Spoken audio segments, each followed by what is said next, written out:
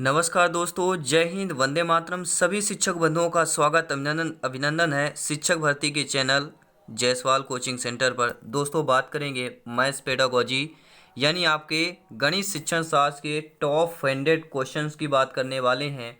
और ये 100 क्वेश्चंस ऐसे प्रश्न हैं जो आपके शिक्षक भर्ती में पूछे गए प्रश्न हैं। तो इम्पोर्टेंट ये सेशन रहने वाला है। तो चलिए शुरू करते हैं दोस्तों। सभी मित्रों को जय हिंद, वंदे मातरम। दोस्तों चलिए, पहला प्रश्न स्क्रीन पर दिया है। विशिष्ट से सामान्य तथा स्थूल से सूक्ष्म की ओर शिक्षण सूत्र पर आधारित विधि कौन सी होती है? सभी लोग कमेंट करेंगे। विशिष्ट से सामान्य तथा स्थूल से सूक्ष्म की ओर शिक्षण सूत्र पर आधारित विधि होती है, वह आपकी आगमन विधि होती है। आगमन विधि में पहले क्या बताया जाता है? उदाहरण दिया जाता है, बाद में नियम दिया जाता है। इसलिए सामान्य से स्थूल और सूक्ष्म से शिक्षण की तरफ जो सूत्र आधारित विधि है वह आगमन विधि में होता है। अगला प्रश्न क्या है? रेखा गणित में कौन से आयाम को प्रमुख स्थान दिया गया है? दोस्तों, जो आपकी रेखा गणित है उसमें किस आयाम को प्रमुख स्थान दिया गया है? तो आपके रेखा गणित में आकार, विस्तार, स्थित, इन तीनों को आयामों को प्रमुख स्थान दिया गया है आपके रेखा गणित में। तीसरा प्रश्न है, गणित शिक्षण के प्रेरणात्मक सिद्धांत के सूत्र हैं। दोस्तों, जो गणित शिक्षण के प्रेरणात्मक सूत्र जो होते हैं, सिद्धांत सूत्र होते हैं, वह आपके सजीवता होते हैं। कैसे होते हैं? गणित शिक्षण में प्रेरणात्मक सिद्धांत के सूत्र सजीवता होते हैं। चौथा प्रश्न क्या है? गणित शिक्षण के लिए पाठ योजना का निर्माण आवश्यक है। जो गणित शिक्षण होता है दोस्तों, इसके लिए पाठ योजना का निर्माण आवश्यक होता है। किस लिए आवश्यक होता है? विषय वस्तु का विकास मुख्य व्यवस्थित ढंग से किया जाता है। गणित शिक्षण के लिए पाठ योजना का निर्माण आवश्यक है क्योंकि विषय वस्तु का विकास जो है मुख्य व्यवस्थित ढंग से किया जाता है। पांचवा प्रश्न है, गणित विषय का सबसे अधिक संबंध होता है। जो आपका गणित विषय है इसका सबसे अधिक संबंध होता है, किससे होता है? विज्ञान के साथ होता है, नागरिक शास्त्र, भूगोल, समाजशास्त्र। तो सभी लोग जानते हैं दोस्तों, गणित विषय का सबसे अधिक संबंध जो होता है विज्ञान के साथ होता है। दोस्तों, ये सभी प्रश्न शिक्षक भर्ती में पूछे गए प्रश्न है, टीटी एग्जाम में पूछे गए प्रश्न है, तो इम्पोर्टेंट है आपके लिए सिलेक्शन की वजह से। गोल्डन अपॉर्चुनिटी है सभी मेरे प्यारे मित्र, सभी भावी अध्यापक अध्यापिकाओं के लिए। सभी को नमन है दोस्तों। प्रश्न अगला है, गणित के नियम व निष्कर्ष कैसे होते हैं? दोस्तों, जो गणित के नियम व निष्कर्ष होते हैं दोस्तों, जो 2012 में वर्ग ग्रेड 3 का पेपर हुआ था, वर्ग 3 का, ये आपके मैथ्स पेडागोजी में प्रश्न आया था। ये गणित के नियम व निष्कर्ष होते हैं, कैसे होते हैं? तो वस्तुनिष्ठ और सार्वभौमिक होते हैं। यह आपके सी टेट में भी आ चुका है, आपके यूपी टेट में भी यह प्रश्न पूछा गया है, और ग्रेड सेकंड यानी कि ग्रेड 2 में भी पूछा गया प्रश्न है। अगला प्रश्न है, वह उद्देश्य जो शिक्षक गणित पढ़ाने के बाद कक्षा में ही प्राप्त कर लेता है। ऐसा उद्देश्य दोस्तों जो शिक्षक यानी आप लोग गणित पढ़ाने के बाद जो है कक्षा में ही प्राप्त कर लेते हैं, वह उद्देश्य शिक्षण उद्देश्य होता है। जिसे आप गणित में पढ़ाते हैं उसके बाद प्राप्त कर लेते हैं, वह उद्देश्य आपका शिक्षण उद्देश्य होता है। अगला प्रश्न देख रहे हैं। सभी मित्रों को, सभी सब्सक्राइबर भाई बहन को मेरा नमन है। उम्मीद यही कि आप लोग अभी सभी मेरे प्यारे मित्र हैं, सभी शिक्षक बंधु हैं और सब्सक्राइब करके आए होंगे। एक बार लाइक शेयर कर देंगे। अगला प्रश्न स्क्रीन पर है, गणित शिक्षण में मूल्यांकन में ब्लूप्रिंट है। दोस्तों, यहाँ पे 100 क्वेश्चन की बात कर रहे हैं। धीरे धीरे हम थोड़ा स्पीड तेज करेंगे क्योंकि 100 प्रश्न अटेंड करना है। गणित शिक्षण में मूल्यांकन में ब्लूप्रिंट है, तो गणित शिक्षण के मूल्यांकन में ब्लूप्रिंट कौन सा होता है? प्रश्न पत्र निर्माण की आधारशिला जो होती है वह गणित शिक्षण के मूल्यांकन में ब्लूप्रिंट होता है। अगला प्रश्न क्या है, वैज्ञानिक विधि पर आधारित प्रयुक्त विधि है। जो आपके वैज्ञानिक विधि पर आधारित उपयुक्त विधि होती है, आपकी योजना विधि भी होती है, निगमन विधि भी होती है, और अधिगम अनुभव कितने प्रभावशाली रहे, ये उपर्युक्त सभी हो जाएगा। वैज्ञानिक विधि पर आधारित उपयुक्त विधि, ये आपके तीनों हो जाएंगे। अगला प्रश्न देख रहे हैं। अगला प्रश्न क्या पूछा जा रहा है, दैनिक पाठ्य योजना के निर्माण में सम्मिलित होता है। जो दैनिक योजना होती है, दैनिक योजना के पाठ के निर्माण में सम्मिलित होता है। तो विषय वस्तु का चयन भी सम्मिलित होता है। शिक्षण उद्देश्य का निर्धारण, शिक्षण विधियों का निर्माण, उपर्युक्त सभी जो है दैनिक पाठ्य योजना के निर्माण में सम्मिलित होते हैं। सामान्य से विशिष्ट का सिद्धांत इनमें से किसमें प्रयोग होता है? तो सामान्य से विशिष्ट का सिद्धांत दोस्तों आपके निगमन विधि में प्रयुक्त होता है, सामान्य से विशिष्ट की ओर। गणित में किस विधि में हम प्रायः सूत्र तथा नियमों की सहायता लेते हैं? तो गणित की ऐसी कौन सी विधि है जिसमें हम प्रायः सूत्र तथा नियमों की सहायता लेते हैं? वह आपकी निगमन विधि है। दोस्तों गणित के निगमन विधि में हम जो है प्रायः सूत्र और नियमों की सहायता लेते हैं। छोटी कक्षाओं में गणित विषय में रुचि उत्पन्न करने के लिए पढ़ाने का तरीका कैसा होना चाहिए? दोस्तों अगर छोटी कक्षाओं में यानी 1 से लेकर 5 तक की कक्षाओं में या 3 से लेकर 5 तक की कक्षाओं में, ठीक है, गणित की छोटी कक्षाओं में गणित के विषय में रुचि उत्पन्न करने के लिए पढ़ाने का तरीका मनोरंजक एवं खेल संबंधी होना चाहिए। पहला ऑप्शन आप लोगों का सही हो जाएगा। निम्न में से किसमें गणित विषय का प्रयोग स्पष्ट रूप से नहीं हो रहा है? तो इसमें हम देखेंगे दोस्तों लाभ हानि में तो स्पष्ट रूप से हो रहा है। ये आपके रिपीट हुआ प्रश्न शिक्षक भर्ती में पूछा गया प्रश्न है। हो सकता है आप लोग ये प्रश्न अटेंड कर चुके होंगे, आपको पता भी होगा। और ये टॉप 100 क्वेश्चन में आपको पता होगा कि 30 से 40 प्रश्न आप लोगों को पता हो और आंसर उत्तर पता भी होंगे, क्योंकि आपके एग्जाम में पूछे गए प्रश्न है ये। तो निम्न में से किसमें गणित विषय का प्रयोग स्पष्ट रूप से नहीं हो रहा है? देखिए लाभ हानि में हो रहा है, सब्जी खरीदने में होता है प्लस माइनस का, उधार लेने में होता है, लेकिन साइकिल चलाने में आपका जो है इसमें गणित विषय का स्पष्ट रूप से प्रयोग नहीं हो रहा है। यदि एक विद्यार्थी गणित विषय में कई बार अनुत्तीर्ण हो जाता है तो यह जानने के लिए कि विशेष शाखा में वह कमजोर है, निम्न में से कौन सी विधि प्रयोग में लेंगे?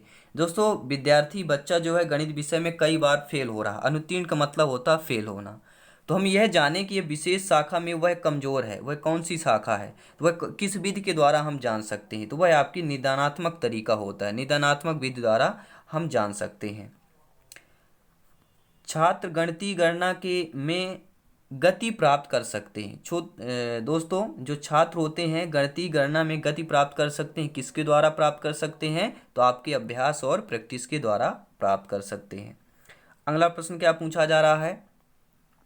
आर्यभट्ट का समाज में योगदान बालक जान रहा है, यह किस उद्देश्य की पूर्ति कर रहा है? दोस्तों आर्यभट्ट का समाज में योगदान बालक जान रहा है, यह आपकी अभिरुचि के उद्देश्य की पूर्ति कर रहा है। किसकी पूर्ति कर रहा है? अभिरुचि की पूर्ति कर रहा है।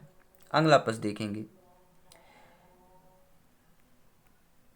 ताश के पत्तों में छिपे अंकों के खेल को छात्र अपनी विचारधारा के अनुसार अभिव्यक्त कारण से संबंधित है। किस कारण से अभिव्यक्त कर रहा है, यह किस से संबंधित होगा? तो ताश के पत्तों में छिपे अंकों को खेल को छात्र अपनी विचारधारा के अनुसार अभिव्यक्त कर रहा है, यह कारण संबंधित है, यह व्यक्तित्व कारण से संबंधित है। उम्मीद है आप लोग अभी तक वीडियो को लाइक जरूर कर देंगे दोस्तों, उम्मीद है। और जो भी आपका फीडबैक हो कमेंट के माध्यम से जरूर दें, कमेंट बॉक्स आप लोगों के लिए होता है दोस्तों। सभी मित्रों को जय हिंद है, इंकलाब जिंदाबाद है। और यूट्यूब में बहुत अच्छा आपका रिस्पांस मिल रहा है, लाइक शेयर आ रहे हैं, व्यूज अच्छे आ रहे हैं, बहुत बहुत धन्यवाद आप सभी लोगों का। अगला प्रश्न ले रहे हैं, क्योंकि सिलेक्शन का दूसरा नाम मध्य प्रदेश का नंबर 1 चैनल यूट्यूब का चैनल बन चुका है। आप लोगों को प्रेम और स्नेह से बहुत बहुत दिल से धन्यवाद है दोस्तों आप लोगों का। इसी तरह प्रेम और स्नेह बनाए रखिए, क्लासेस चलती रहेंगी। अगला प्रश्न है, सम विषम संख्याओं को बालक सारणीबद्ध कर रहा है, वह किस उद्देश्य की प्राप्ति कर रहा है? तो सम विषम संख्याओं को बालक जो सारणीबद्ध करता है वह आपके कौशल के उद्देश्य की प्राप्त कर रहा है। गणित विषय के लिए पुरातन स्रोत के रूप में कौन सा ग्रंथ उपयोगी है? दोस्तों तो गणित विषय के लिए जो पुरातन स्रोत रूप में उपयोगी ग्रंथ है वह आपका ऋग्वेद है। और सभी लोग जानते हैं जो ऋग्वेद है सबसे पुरातन यानी कि प्राचीन ग्रंथ है। माध्यमिक स्तर पर अंकगणित शिक्षण विधि है। जो माध्यमिक स्तर की बात करते हैं तो माध्यमिक स्तर पर जो है आपके अंकगणित की शिक्षण विधि कौन सी है? वह आपकी आगमन निगमन विधि मानी जाती है। प्राथमिक स्तर की बात कर रहे हैं, ठीक है। तो प्राथमिक स्तर पर अंकगणित जो शिक्षण विधि होती है वह आपके आगमन निगमन विधि पर आधारित होती है। अगला प्रश्न है, हासिल का या हाथ का लगा संप्रत्यय को गणित में सर्वप्रथम देने वाला कौन था? यह आपके पिछले एग्जाम में पूछा गया प्रश्न था। जब आपका शिक्षक भर्ती में हुआ था तो पिछले बार ये प्रश्न पूछा गया था कि हासिल का हाथ का लगा संप्रत्यय को गणित में सर्वप्रथम देने वाला कौन था? तो आपके श्रीधर थे। अगला प्रश्न ले रहे हैं दोस्तों, छात्र वृत्त तथा गोले में तुलना करता है, किस उद्देश्य की पूर्ति कर रहा है? तो छात्र जो है वृत्त अगर गोले में तुलना करता है तो छात्र अवबोध की पूर्ति कर रहा है। अगला प्रश्न देखेंगे, एक अध्यापक जो है गणित शिक्षण में अवरोही क्रम का अनुसरण कर रहा है, वह किस विधि से प्रेरित करता है? दोस्तों एक कोई अध्यापक है वह गणित शिक्षण में अवरोही क्रम का अनुसरण कर रहा है तो वह किस विधि से प्रेरित होगा? तो वह आपके निगमन विधि से प्रेरित होगा। ठीक है, क्योंकि आपका अवरोही क्रम में कर रहा है। ठीक है, आरोही और अवरोही होता है, दो चीज़ें होती है। जल्द से जल्द आपकी मैथ्स की क्लास भी शुरू होगी तो सभी का वेलकम है। बेहतरीन लाइक शेयर करें, सपोर्ट करें। क्लास जल्द आने वाली कंसेप्ट वाली भी क्लास आएगी, क्योंकि 15 आपके कंसेप्ट प्रश्न आएंगे और 15 बेहतरीन आपके शिक्षण शास्त्र के प्रश्न आएंगे। क्योंकि सिलेक्शन पाना है दोस्तों, सिलेक्शन के लिए 120 प्लस का स्कोर मिनिमम क्रैक करना पड़ेगा। ठीक है, ये सभी के लिए, कोई कैटेगरी वाइज नहीं है, नॉर्मल बता रहा हूँ, 120 प्लस सबको लाना है। प्रयोगशाला विधि किस विधि का विस्तृत रूप है दोस्तों? तो प्रयोगशाला विधि जो है आपके आगमन विधि का विस्तृत रूप माना जाता है। किसी खेल के क्षेत्रफल का ज्ञान कराने में सहायक विधि होगी? तो दोस्तों किसी खेल के क्षेत्रफल का ज्ञान कराने में सहायक विधि आपकी क्रिया विधि मानी जाती है। किसी वृत्त की परिधि व व्यास में संबंध स्थापित करना, इसमें कौन सी आपकी विधि में आएगी, कौन सी विधि प्रयोग में लाई जाएगी? तो किसी भी वृत्त की परिधि और व्यास के संबंध में स्थापित करना हो, ये आपका वृत्त हो गया। वृत्त की परिधि सभी लोग जानते हैं चारों तरफ होता है, और वृत्त का ये व्यास होता है बीच में।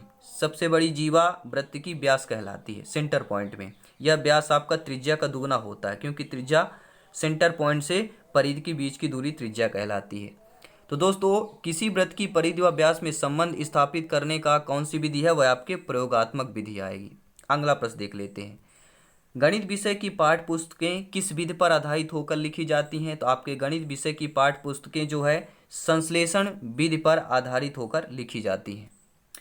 इकाई उपागम किस शिक्षाविद ने दिया था? तो इकाई उपागम आपके देने वाले शिक्षाविद मॉरिसन है, सभी लोग नोट कर लेंगे। ठीक है, इकाई उपागम किस शिक्षाविद ने दिया था? तो आपके मॉरिसन ने दिया था। सभी दोस्तों को जय हिंद दोस्तों, इंकलाब जिंदाबाद, और एनर्जी दुगनी एनर्जी के साथ क्लास अटेंड करें, सभी प्रश्न बेहतरीन लाजवाब अटेंड करें और एक समय निर्धारित करें दोस्तों, इतना समय आपको देना है। और अभी से बता रहा हूँ आपको पर डे मिनिमम बता रहा हूँ 3 घंटे आपको समय देना पड़ेगा एक सरकारी सीट सिलेक्शन के लिए। अगला प्रश्न है, नेत्रहीन विद्यार्थियों के लिए ब्रेल लिपि का प्रतिपादन किसने किया था? तो सभी लोग जानते हैं लुई ब्रेल है, लुई ब्रेल ने किया था। यह सिंपल सा क्वेश्चन है। ठीक है, ये आपके शिक्षक भर्ती में पूछा गया प्रश्न है। जेकल एल मोरेनो का संबंध किस विधि में है दोस्तों? तो जेकल एल मोरेनो का संबंध किस विधि में है? तो आपकी समाजमित विधि में है, सभी लोग नोट कर लें। जेकल एल मोरेनो जो है आपके किस विधि से संबंधित है? तो समाजमित विधि से संबंधित है। अगला प्रश्न है, समस्या समाधान विधि का सोपान कौन सा है दोस्तों? समस्या समाधान विधि का सोपान पूछा गया है, तो कौन सा है आपका सोपान होगा? तो यह निष्कर्ष निकालना सोपान हो जाएगा। ठीक है, समस्या समाधान विधि का जो सोपान है वह आपका निष्कर्ष निकालना सोपान होगा। गणित में दृश्य शब्द सामग्री का प्रयोग किया जाता है। आप लोग सभी लोग जानते हैं गणित में जो है दृश्य शब्द दोनों सामग्रियों का प्रयोग जो किया जाता है वह किस पर किया जाता है? तो बालकों की रुचि जागृत करने के लिए गणित में दृश्य शब्द सामग्री का प्रयोग किया जाता है। गणित विषय की विशेषता क्या होती है दोस्तों? देखिए गणित विषय आपकी तर्कपूर्णता होती है, शुद्धता होती है और परिणामों की निष्ठा होती है। जैसे अगर हम 2+2 कर देंगे तो इसका 4 ही आएगा। किसी भी लैंग्वेज, अमेरिका में चले जाएं, न्यूयॉर्क में चले जाएं, किसी भी देश में चले जाएंगे 2+2 ही होगा। अगर हम यहाँ पे 2-2 कर देंगे इक्वल टू 0 ही होगा, 0 ही आएगा। ठीक है, तो गणित की विषय में आपके परिणामों की निश्चितता होती है, तर्कपूर्णता होती है, शुद्धता होती है, तो उपरोक्त सभी हो जाएगा। अगला प्रश्न ले रहे हैं, स्क्रीन पर है, चिंता बोध तर्क शक्ति विश्लेषण की क्षमता बढ़ाने वाला विषय कौन सा है? तो आपका गणित ही है। गणित एक ऐसा विषय जिसमें चिंता बोध तर्क शक्ति विश्लेषण की क्षमता बढ़ती है। अगला प्रश्न है, गणितीय निष्कर्ष सर्वमान होते हैं क्योंकि? दोस्तों गणितीय निष्कर्ष सर्वमान होते हैं क्योंकि ये तर्क पर आधारित होते हैं। गणितीय निष्कर्ष जो सर्वमान होते हैं क्योंकि ये तर्क पर आधारित होते हैं। अगला प्रश्न है, शिक्षण उद्देश्यों का क्रमिक वर्गीकरण किया जाता है, या आपके शिक्षण उद्देश्यों का क्रमिक वर्गीकरण किया गया है, किसके द्वारा किया गया है? तो आपके ब्लूम के द्वारा किया गया है। ठीक है, शिक्षण उद्देश्यों का क्रमिक वर्गीकरण जो है आपके वैज्ञानिक यानी ब्लूम के द्वारा किया गया है। अगला प्रश्न स्क्रीन पर है। प्रश्न क्या पूछा जा रहा है? इंपॉर्टेंट प्रश्न है, ज्ञान संबंधी प्राप्त उद्देश्य के अंतर्गत निम्नलिखित में से कौन सा कथन सही है? दोस्तों ज्ञान संबंधी प्राप्त उद्देश्य के अंतर्गत निम्नलिखित में जो कथन सही है वह यह है कि गणितीय सिद्धांत की सही समझ होना। यानी ज्ञान संबंधी जो है प्राप्त उद्देश्य के अंतर्गत निम्नलिखित में से जो कथन सही होगा वह यह होगा क्योंकि गणितीय सिद्धांत की सही समझ होना चाहिए। ब्लूम टेक्सोनॉमी का अंग नहीं है। देखिए दोस्तों, ब्लूम टेक्सोनॉमी का समझ अंग है, प्रयोग अंग है और ज्ञान, ये तीनों अंग है। ब्लूम टेक्सोनॉमी के समझ, प्रयोग और ज्ञान यह अंग है, लेकिन आपका जो बुद्धि यह अंग नहीं है। अगला प्रश्न देख लेते हैं, बीज गणित यथार्थ में है। जो आपका बीज गणित है किस यथार्थ में है? तो आपकी सामान्यीकृत अंक गणित के यथार्थ में आपका बीज गणित होता है। अगला प्रश्न ले रहे हैं, गणित की सभी शाखाओं को प्राचीनतम कौन सी है? तो गणित की सभी शाखाओं में से प्राचीनतम जो शाखा मानी जाती है वह आपकी सांख्यिकी मानी जाती है। प्राचीनतम यानी सबसे पुरानी गणित की शाखा सांख्यिकी मानी जाती है। अगला प्रश्न है, ये सभी प्रश्न आपके एनसीईआरटी बेस्ड हैं दोस्तों। ठीक है, जैसे आपके एग्जाम में टीटी एग्जाम में पूछे जाना है तो इंपॉर्टेंट क्वेश्चन है। वीडियो को लाइक शेयर जरूर कर देंगे दोस्तों। टीचर्स फैमिली है और आप लोग सभी लोग भावी अध्यापक और अध्यापिकाएं हैं। तो जय हिंद के साथ दोस्तों अगला प्रश्न है कि रेखा गणित में प्रायोगिक स्तर पर प्रयुक्त होने वाली शिक्षण विधि है। तो रेखा गणित में प्रायोगिक स्तर पर प्रयुक्त होने वाली शिक्षण विधि प्रदर्शन विधि होती है। ठीक है, प्रायोगिक स्तर पर, तो प्रायोगिक में कैसा होगा? प्रदर्शन के माध्यम से हो सकता है। ठीक है, अगला प्रश्न ले रहे हैं, एक अच्छी मूल्यांकन विधि वह है जिसमें देखा जाए। दोस्तों एक अच्छी मूल्यांकन वह मानी जाती जिसमें क्या होना चाहिए, क्या देखा जाना चाहिए? तो एक अच्छी मूल्यांकन विधि वह है जिसमें बालक के व्यवहार में परिवर्तन करने की विधि देखी जाए। अगला प्रश्न है, अनुप्रयोग संबंधी प्राप्त उद्देश्य की प्राप्त होती है। तो अनुप्रयोग संबंधी प्राप्त उद्देश्यों की प्राप्त होती है जब छात्र समस्या हल करने की उपयुक्त विधि चुनता है। अनुप्रयोग संबंधी प्राप्त उद्देश्य की प्राप्त होती है जब छात्र क्या करता है? समस्या हल करने की उपयुक्त विधि चुनता है। शिक्षण प्रक्रिया का अंतिम सोपान है। दोस्तों जो शिक्षण प्रक्रिया है इसका अंतिम सोपान कौन सा होता है? तो यह सभी लोग जानते होंगे, शिक्षण प्रक्रिया का जो अंतिम सोपान होता है वह आपका मूल्यांकन होता है। पाठ योजना का भाग नहीं है। देखिए दोस्तों, पाठ योजना का प्राप्त उद्देश्य आपका भाग है, पाठ प्रस्तुत योजना भाग है। ठीक है, लेकिन शिक्षा के जो उद्देश्य हैं यह पाठ योजना का भाग नहीं है। तो राइट ऑप्शन आपका सी हो जाएगा। अगला प्रश्न है, गणित के मानसिक सिद्धांत के जन्मदाता कौन माने जाते हैं? दोस्तों गणित के मानसिक सिद्धांत के जन्मदाता प्लेटो माने जाते हैं। सभी लोग नोट कर लेंगे, इंपॉर्टेंट है मैथ्स पेडागॉजी के लिए, शिक्षक भर्ती के लिए। अगला प्रश्न है, खोज विधि का प्रतिपादन किसने किया था? दोस्तों खोज विधि का प्रतिपादन करने वाले महान वैज्ञानिक प्रोफेसर आर्मस्ट्रांग है। और ये आपके शिक्षक भर्ती में पूछा गया प्रश्न है, एक बार नहीं दो दो चार चार बार पूछा, ये रिपीट हुआ है। इंपॉर्टेंट प्रश्न है, सभी लोग नोट कर लेंगे, 48 नंबर। अगला प्रश्न देख लेते हैं, निगमन विधि का उपयोग है। दोस्तों ये नोट्स और पीडीएफ फाइल प्राप्त करने के लिए हमें टेलीग्राम में जरूर फॉलो करें, टेलीग्राम में सर्च करें जयसवाल कोचिंग सेंटर। अगला प्रश्न देख लेते हैं, निगमन विधि का उपयोग है। निगमन विधि का उपयोग जो है सूत्र का प्रयोग करना है। निगमन विधि में सभी लोग जानते हैं सर्वप्रथम सूत्र का प्रयोग होता है। तो निगमन विधि का क्या उपयोग है? सूत्र का प्रयोग करना निगमन विधि का उपयोग है। चलिए आप लोग अर्धशतक मार चुके हैं, यानी 50 क्वेश्चन अटेंड कर चुके हैं। सामान्य से विशिष्ट की ओर शिक्षण सूत्र पर आधारित विधि कौन सी होती है? तो सामान्य से विशिष्ट की ओर शिक्षण सूत्र पर आधारित आपकी निगमन विधि होती है। सामान्य से विशिष्ट की ओर जाना निगमन विधि पर आधारित है। गणित सभ्यता और संस्कृत का दर्पण है, यह किसने कहा था? तो दोस्तों गणित जो है आपके सभ्यता और संस्कृत का दर्पण है, यह आपके हॉगवेन ने कहा था। प्राथमिक स्तर पर गणित का क्या महत्व है दोस्तों? तो प्राथमिक स्तर पर गणित का मानसिक तौर पर महत्व है। तो आपका ऑप्शन नंबर डी सही हो जाएगा। अगला प्रश्न देख रहे हैं, अगला प्रश्न स्क्रीन पर है, क्या पूछा जा रहा है? उपलब्धि परीक्षण। उपलब्धि परीक्षण व नैदानिक परीक्षण में क्या अंतर होता है? तो दोस्तों जो उपलब्धि परीक्षण और नैदानिक परीक्षण होती है, इन दोनों परीक्षणों में केवल उद्देश्यों का अंतर होता है। अगला प्रश्न है, इंपॉर्टेंट प्रश्न है। सभी मित्रों को जय हिंद दोस्तों। दुगनी एनर्जी के साथ क्लास खत्म करेंगे। बहुत ही लाजवाब, बहुत ही धन्यवाद सभी का। जितने भी भाई बहन वीडियो में इन तक देखेंगे उन सभी के लिए खुशखबरी है, इनमें बताएंगे दोस्तों। मनुष्य के जीवन की गतिविधियों में गणित का सर्वाधिक उपयोग होता है। तो मनुष्य के जीवन की गतिविधियों में जो गणित का सर्वाधिक उपयोग होता है वह सामाजिक और आर्थिक रूप में होता है। मनुष्य के जीवन में जो गतिविधियां होती, आपके और हमारे में जो जीवन में गतिविधियां होती हैं, तो गणित का सर्वाधिक उपयोग सामाजिक और आर्थिक रूप दोनों में आपका उपयोग होता है। अगला प्रश्न स्क्रीन पर है, कौन सा कार्य अध्यापक से संबंधित नहीं है? दोस्तों योजना बनाना अध्यापक से संबंधित है, शिक्षण भी अध्यापक से संबंधित है, मार्गदर्शन आपका अध्यापक से संबंधित है, लेकिन बजट बनाना यह अध्यापक का कार्य नहीं होता है।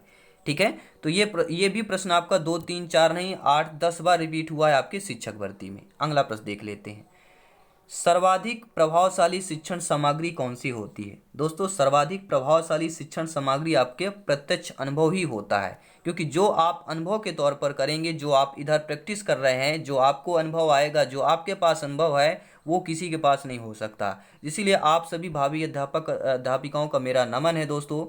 जय हिंद, इंकलाब जिंदाबाद दोस्तों।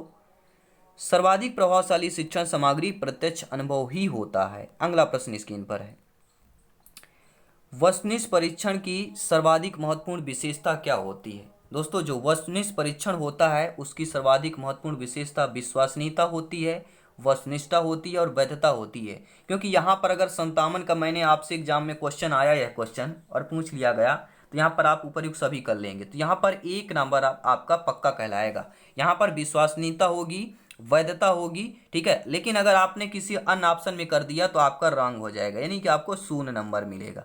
ठीक है, तो यहाँ पर हमें पता है सही करेंगे तो पूरा अंक मिलेगा, नहीं करेंगे तो 0 मिलेगा। तो ये होती है विश्वसनीयता, वस्तुनिष्ठता और वैधता होती है। अगला प्रश्न देखेंगे, गणित सभी विद्वानों का द्वार व कुंजी है, यह शब्द किसने कहा है? तो सभी लोग जानते हैं रोजर बेकन ने कहा है कि गणित सभी विद्वानों का द्वार एवं कुंजी है। यह भी शिक्षक भर्ती में बहुत बार रिपीट हुआ प्रश्न दोस्तों।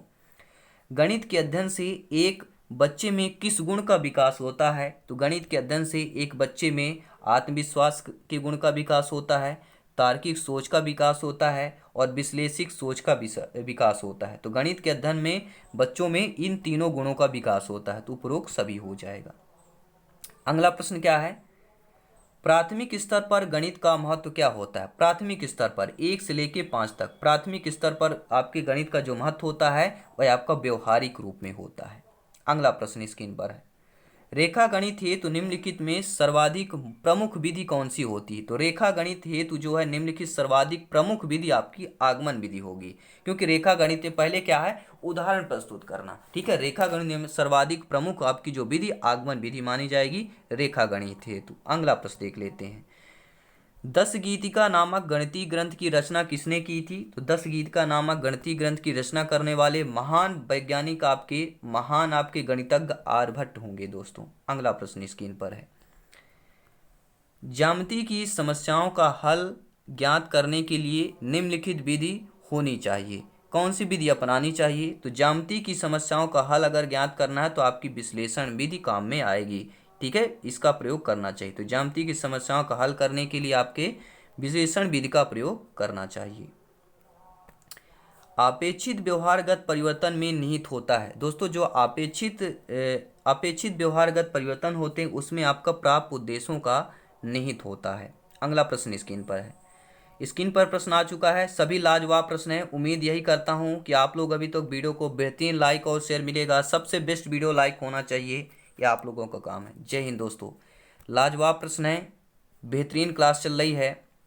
शिक्षण के समान उद्देश्य होते हैं। दोस्तों जो शिक्षण के समान उद्देश्य होते हैं वह दूरगामी होते हैं, सभी लोग नोट कर लेंगे, स्क्रीनशॉट ले सकते हैं। बेहतरीन, प्राथमिक स्तर पर गणित शिक्षण का महत्व है। दोस्तों प्राथमिक स्तर पर गणित शिक्षण का महत्व जो व्यवहारिक है, यह रिपीट हुआ है प्रश्न, क्योंकि यह बहुत बार आपके एग्जाम में पूछा गया है प्रश्न है और पिछले बार एग्जाम में आया भी था यह प्रश्न, तो इम्पोर्टेंट हो जाता है। क्योंकि आपको पता है 15 से 20% जो प्रश्न होते हैं आपके प्रीवियस ईयर के रिपीट होते हैं। अगला प्रश्न देख लेते हैं, 67 नंबर प्रश्न क्या पूछा जा रहा है कि गणित शिक्षण में छात्रों में प्रश्नों को शीघ्र एवं शुद्ध हल करने की आदत डालने की श्रेष्ठ विधि कौन सी होती है? तो सिद्धांत को समझने के बाद, तो गणित शिक्षण के छात्रों में प्रश्नों को शीघ्र एवं शुद्ध हल करने की आदत डालने के लिए श्रेष्ठ विधि जो होती है वह होती है लिखित एवं मौखिक अभ्यास करवाना होगा।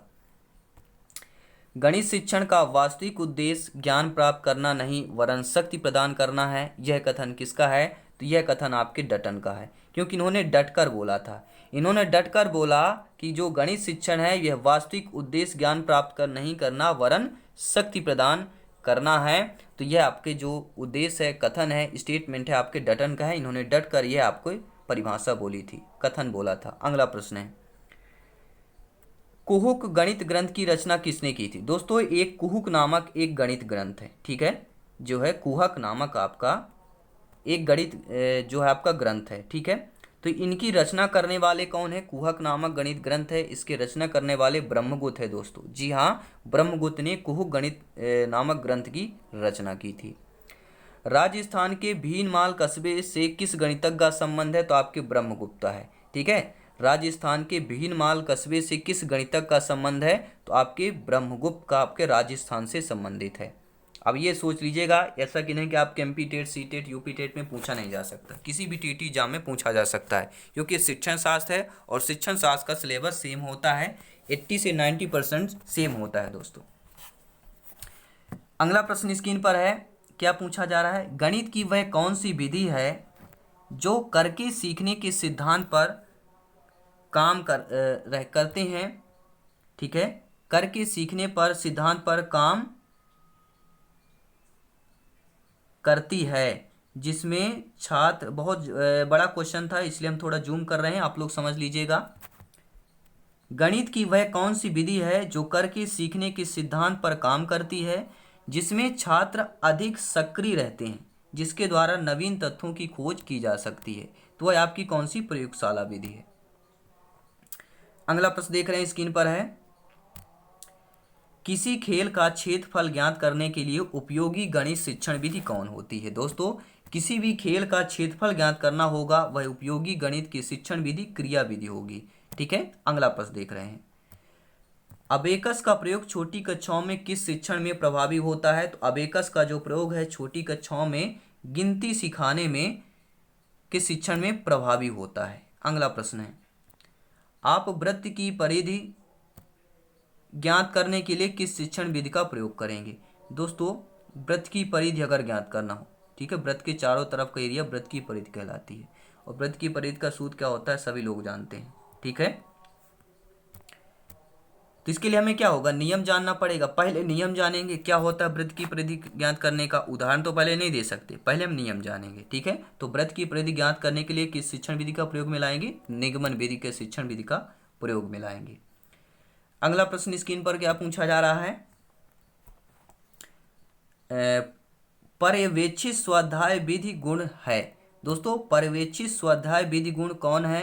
देखिए, व्यक्तिगत क्रियाओं विधि का गुण है, पिछड़े बालकों की शिक्षा उपयुक्त ढंग से, यह भी आपका विधि है, छात्रों की पाठ वस्तु का गहनता से विकास करना। तो पर्यवेक्षित स्वाध्याय विधि के गुण आपके उपयुक्त सभी हैं, ठीक है, ये आपके तीनों हो जाएंगे, उपयुक्त सभी हो जाएगा।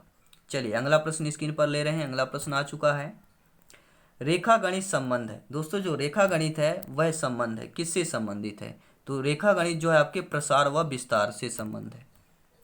अगला प्रश्न स्क्रीन पर है, गणित सभी विज्ञानों का सिंह द्वार और कुंजी है, यह विचार किसका है? तो रोजर बेकन का है। ये रिपीट हुआ प्रश्न, ये क्योंकि यह आपकी शिक्षक भर्ती में 1 2 नहीं दोस्तों कई बार रिपीट हुआ है। अगला प्रश्न ले रहे स्क्रीन पर है, पाठ्यक्रम निर्माण के सिद्धांत हैं। दोस्तों पाठ्यक्रम निर्माण के सिद्धांत कौन कौन से हैं? तो देखिए आपके समन्वय व सुसंगतता का सिद्धांत, उपयोगिता व जीवन से संबंधता का सिद्धांत, क्रियाशीलता व परिवर्तनशीलता का सिद्धांत। तो पाठ निर्माण के सिद्धांत ये आपके उपयुक्त सभी हो जाएंगे।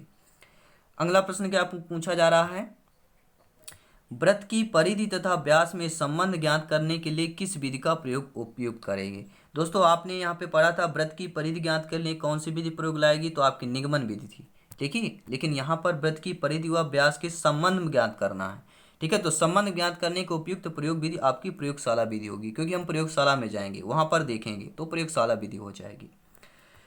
अगला प्रश्न ले रहे हैं कि किस विधि के अंतर्गत यह निर्धारित किया जाता है कि पूरे अध्याय में कितने शीर्षकों के अंतर्गत व कितने कालांशों को किन किन दिनों पढ़ाना चाहिए। इंपॉर्टेंट क्वेश्चन है, ध्यान दीजिएगा। किस विधि के अंतर्गत यह निर्धारित किया जाता है कि पूरे अध्याय में कितने शीर्षकों के अंतर्गत व कितने कालांशों व किन किन दिनों को पढ़ाना चाहिए, यह इकाई योजना विधि के अंतर्गत निर्धारित किया जाता है। सभी लोग नोट कर लेंगे, इकाई योजना विधि के अंतर्गत निर्धारित किया जाता है। आगमन विधि का एक प्रमुख दोष बताएंगे, सभी लोग दोष बताएंगे। आगमन विधि का प्रमुख दोष क्या है दोस्तों? आगमन विधि का प्रमुख है जहाँ पर नियम पहले बताया जाता है, तो ज्ञानार्जन बहुत धीमी गति से होता है। क्यों होता है ये? कि रटने की रटंत विधि मानी जाती है। जो आपकी सॉरी दोस्तों, आगमन विधि धीमी गति से होता है क्योंकि ये रटंत नहीं मानी जाती है। निगमन विधि को आपको रटंत विधि मानी जाती है, इसमें जो सीखने की गति तेज होती है, ठीक है।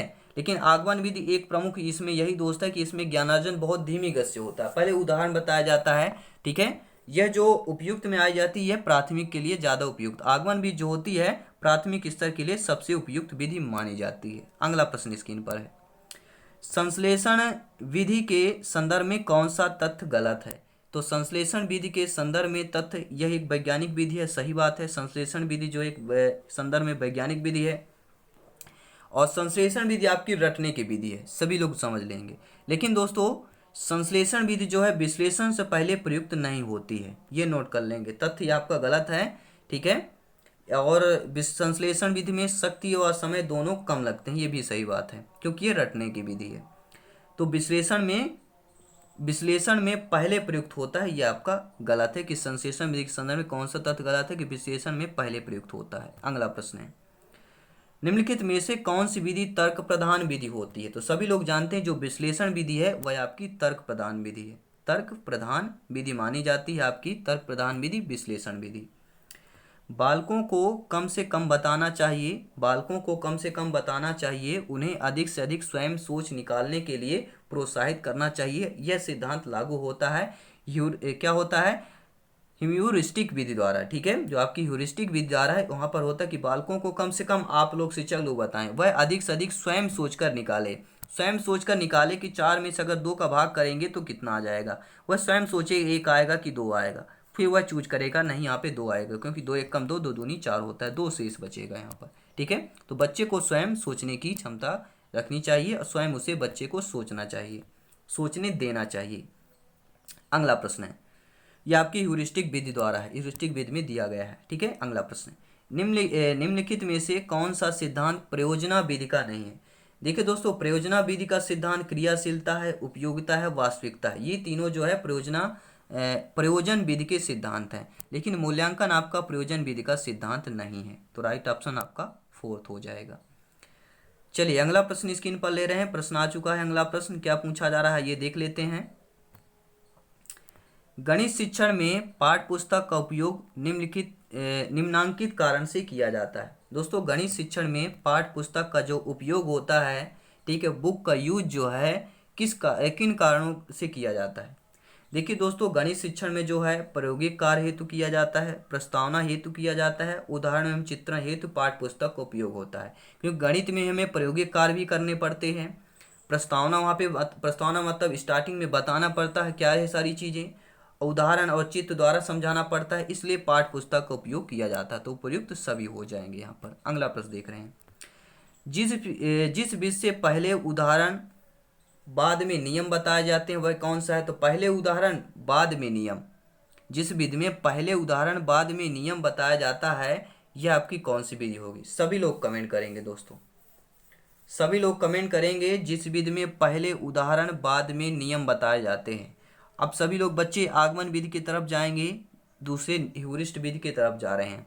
इसमें से चूज करके हमें बताएं कि पहले उदाहरण बाद में नियम बताए जाते हैं किस विधि द्वारा बताए जाते हैं। आपके गणित शिक्षण शास्त्र का प्रश्न है, आगमन विधि होगा या ह्यूरिस्ट विधि होगा? फटाफट आप लोग कमेंट करेंगे। अगला प्रश्न देख लेते हैं, उच्च प्राथमिक स्तर पर गणित के निम्नलिखित कार्य में अधिकांश त्रुटियां संबंध रखती हैं। किससे संबंध रखती हैं दोस्तों? तो उच्च प्राथमिक स्तर, उच्च प्राथमिक स्तर सभी लोग जानते हैं, ठीक है। उच्च प्राथमिक स्तर जो होता है यानी 8 से लेके 12 तक की बात कर रहे हैं, क्लास तक की, ठीक है, कक्षाओं की। तो उच्च प्राथमिक सॉरी दोस्तों, उच्च प्राथमिक स्तर यहाँ पे दिया है, ठीक है, ये ध्यान देना है। उच्चतर आपका नहीं दिया हुआ, उच्च प्राथमिक स्तर दिया है। तो उच्च प्राथमिक स्तर क्या हो जाएगा, सभी लोग जानते हैं क्या हो सकता है। क्या मैं सही बोल रहा हूँ, कमेंट बॉक्स में फटाफट फीडबैक देंगे। तो उच्च प्राथमिक स्तर पर गणित के लिखित कार्य में अधिकांश त्रुटियां संबंध रखती है तो मूलभूत क्रियाओं से संबंध रखती हैं। अगला प्रश्न स्क्रीन पर है। रेखा गणितीय आकृतियों के शिक्षण में सर्वप्रथम प्राप्त उद्देश्य होता है। तो रेखा गणित की आकृतियों के शिक्षण में सर्वप्रथम जो प्राप्त उद्देश्य होता है वह आपका कौशलात्मक होता है। वह विधि जो देखो सुनो समझो सिद्धांत पर आधारित होती है वह आपकी प्रदर्शन विधि होती है। लेकिन पहले ही प्रश्न में आपको उत्तर दे दिया गया, देखो सुनो समझो, देखो मतलब प्रदर्शन, तो प्रदर्शन विधि के सिद्धांत पर आधारित होगी। अगला प्रश्न देख रहे हैं। क्रियात्मक पक्ष के शिक्षण उद्देश्यों का श्रेय किसे जाता है। तो आपके क्रियात्मक पक्ष के शिक्षण के उद्देश्यों का श्रेय आपके सिम्पसन को जाता है, ठीक है। अगला प्रश्न ले रहे हैं, लाजवाब प्रश्न है। सभी को जय हिंद, वंदे मातरम दोस्तों। बहुत ही बड़ा, बहुत ही धन्यवाद दोस्तों आप लोगों का इन प्रश्नों को अटेंड करने के लिए, क्योंकि हमारा जो टारगेट है आप लोगों को एक सरकारी सीट, अगले वर्ष हमें एक सरकारी सीट के रूप में आप सभी लोगों का नियुक्ति चाहिए दोस्तों। और नियुक्ति के लिए हमें प्रश्नों को अटेंड करना पड़ेगा, प्रैक्टिस करना पड़ेगा। ज्ञानात्मक पक्ष के उद्देश्यों में सर्वाधिक योगदान किसने दिया। तो आपके ब्लूम ने दिया था, सभी लोग नोट कर लेंगे। ज्ञानात्मक पक्ष के उद्देश्यों में सर्वाधिक योगदान देने वाले आपके ब्लूम होंगे। ब्लूम, करथवाल तथा मसीहा ने निकल कर किस शिक्षण उद्देश्य पर सर्वाधिक जो है आपका कार्य किया है। ब्लूम तथा करथवाल, मसीहा ने मिलकर, इन तीनों ने मिलकर किस शिक्षण उद्देश्य में सर्वाधिक कार्य किया है, वह आपका भावात्मक शिक्षण उद्देश्य होगा। अगला प्रश्न यह है कि टेक्सोनॉमी शब्द का अर्थ क्या होता है। तो टेक्सोनॉमी शब्द का अर्थ होता है क्रमबद्ध चढ़ाव क्रम, ठीक है, क्रमबद्ध से चढ़ाना या क्रम हो जाएगा। टेक्सोनॉमी शब्द का अर्थ होता है क्रमबद्ध चढ़ाव। अगला प्रश्न है, सबसे उच्च उद्देश्य किसे माना गया है। ज्ञानात्मक पक्ष में जो है सबसे उच्च उद्देश्य किसे माना गया है। तो ज्ञानात्मक पक्ष में सबसे उच्च उद्देश्य आपके मूल्यांकन को माना गया है। अगला प्रश्न क्या कह रहा है, बालक में स्वाभाविकरण की क्रिया किस पक्ष से जुड़ी हो सकती है दोस्तों। तो बालक में स्वाभाविकरण की जो क्रिया है किस पक्ष से जुड़ी हो सकती है। तो आपके प्रत्यक्षीकरण से जुड़ी हो सकती है। बालक के स्वाभाविकरण में जो स्वाभाविकरण की क्रिया होती है किस पक्ष से जुड़ी होती है। तो आप चलिए दोस्तों अगला प्रश्न देख लेते हैं। ब्लूम ने किस आधार पर अधिगम के लिए उद्देश्य निर्धारित किए हैं। तो आपके ब्लूम ने दोस्तों व्यवहार परिवर्तन के आधार पर अधिगम के उद्देश्य को निर्धारित किए हैं। साधारणतः एक फिल्म स्ट्रिप में कितने फ्रेम होते हैं। तो साधारणतः एक फिल्म स्ट्रिप में आपके 20 से 30 फ्रेम होते हैं, 20 से 30। अगला प्रश्न है, त्रिभुज की रचना हेतु आवश्यक उपकरण सामग्री क्या होनी चाहिए। दोस्तों उम्मीद है आप लोग सभी मेरे भाई बहन सब्सक्राइब कर लिए होंगे। सभी सब्सक्राइब भाई बहन को जय हिंद दोस्तों।